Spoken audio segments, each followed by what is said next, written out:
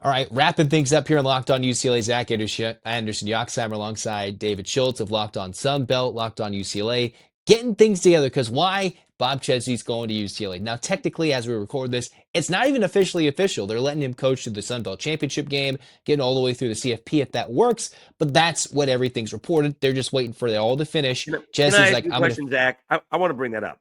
Do we yeah. really think these guys are going to coach in the college football playoff? The championship games are one thing because it's 1 week. But the first college football playoff game isn't for 2 weeks. I think here's the big thing. One, it helps that the portal doesn't open until January 2nd. Now, I've already done an episode or so about there are players for UCLA, at least 4 I've counted as of this recording, that have declared their intention to enter the transfer portal because it's not open until January 2nd. Early signing day is already going to be a loss. So that's just like what's going to happen. They had a recruiting team that's gotten what they could salvage from a good recruiting class that's all kind of gone and turned elsewhere. We'll see what that looks like by the time Chesney gets here. But there's a second signing day and there's a transfer portal. And you got to use that to your benefit. Now, I'm not assuming James Madison is going to play in a Rose Bowl game or in any game that happens on New Year's Day. And it takes a lot. I would think it's going to take a lot for them to even get in. Now, as much as Duke could win that ACC championship game and get JMU in the CFP, obviously, like I still think, what was it, Virginia who was playing in that game against Duke? Yeah, Virginia's right? already beaten Duke badly this year. And I think Virginia is like, wait, we have a chance to get into the CFP? They're going to play their butts off to get an outside chance to get in the playoff for them, as much as Duke could get left out. So it's still going to take a lot of factors for JMU to get in, even if they win that championship game. I'm going to be surprised if these G5 coaches are allowed, not allowed, but just decide, you know what, I need to go get ready for the other job. Yeah, I mean, I just think I would maybe some other guys, but in UCLA's perspective, they're probably thinking, yeah, we're not going to get in, but we can let them go off into the sunset with the Sunbelt Championship and see how things play out. I think that's my interpretation. Okay. So here's the question. Can he turn his James Madison success into overnight success that CURT CIGNETTI, Google my name, I always win?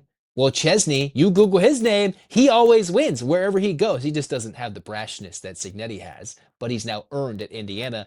Can he bring that overnight success to UCLA?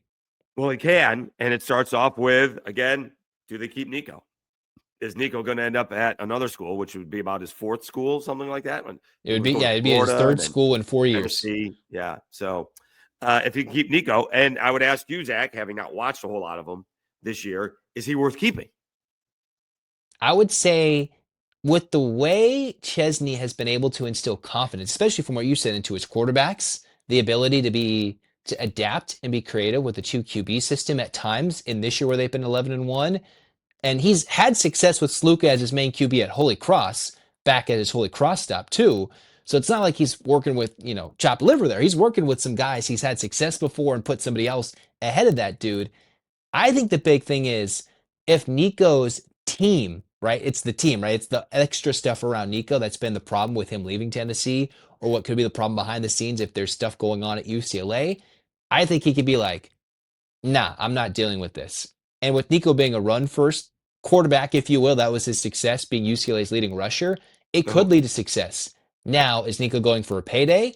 Is he going to be out of his mind and go to the NFL draft? Or does he want to rehabilitate his image, stay at UCLA with a guy that's a proven winner? It might not turn him into a Heisman candidate like what Indiana turned Curtis Rourke into, but UCLA, I think, could utilize Nico, and Chesney could unlock something with what he's already displayed with 2 quarterbacks this year. So you get the quarterback. You need some weapons, but football is still football, and especially in the Big Ten, you need an offensive line, and you need some guys to get after the quarterback. And that's what UCLA does not have. That's what JMU is very good at. They lost a couple of key defensive guys following last year, not even CIGNETTI's year. Some of these guys who stepped up in the bowl game left right after the bowl game, and so they haven't missed a beat. They have not missed a beat. So I would look for him to build from the inside out is the way you do it. And so you protect the quarterback, you run the football, and you get after the quarterback. And maybe get some of those, lockdown corners a little bit later.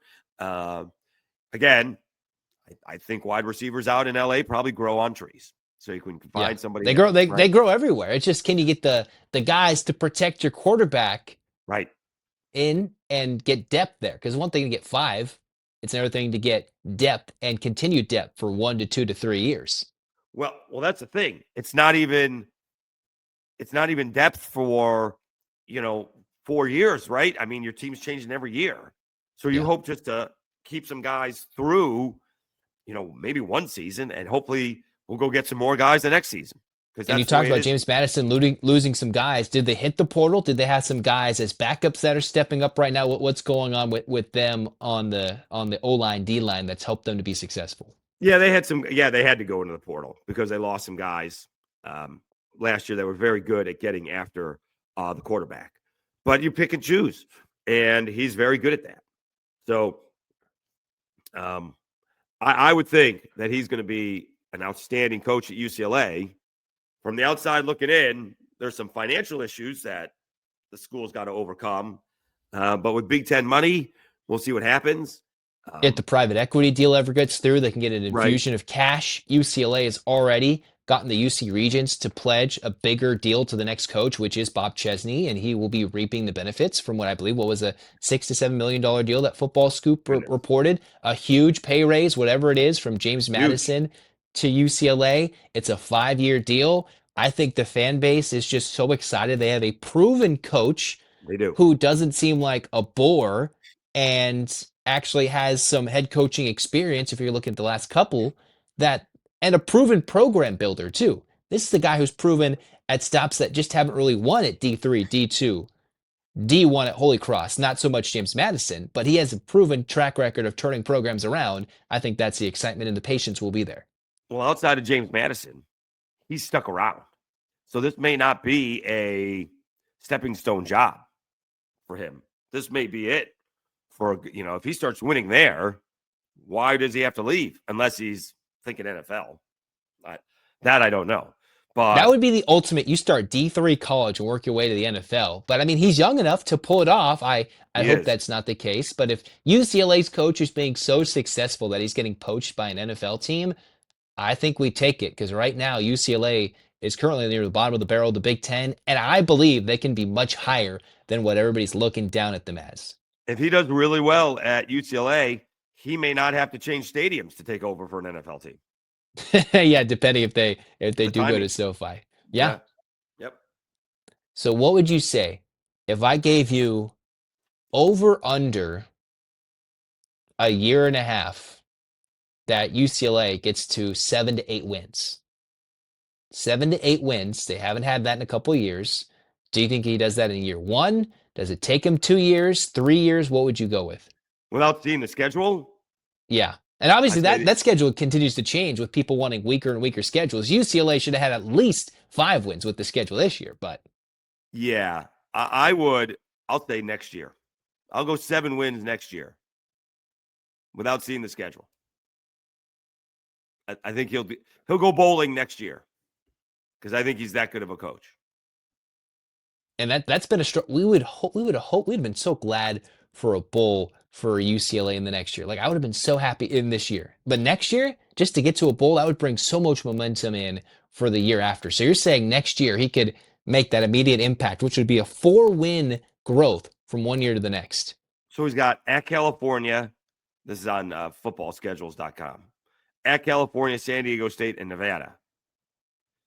Those are all pre-conference ball games. I mean, can he win those? I would think so. And Cal just changed their coach. We'll see if their quarterback stays That at was an Cal. odd. That was an odd change. He was doing pretty well out there, right? He wasn't. I mean, it How felt good like did an Cal oddly think they timed are? change. I thought Wilcox should have been fired years ago. And Oh, then okay. I didn't think he was bad this year or last year in the Right. ACC. Was Right. able to get through Fernando Mendoza leaving and had a decent quarterback. And then all of a sudden they're like, yeah, let's get rid of him. But sometimes coaches you're the stepping stone. We got the next hot shot coming in next. And that's what Cal believes they might be having in their next coach. I forget who it is off the top of my head. But San Diego State, potential top tier Mountain West, soon to be Pac 12 team.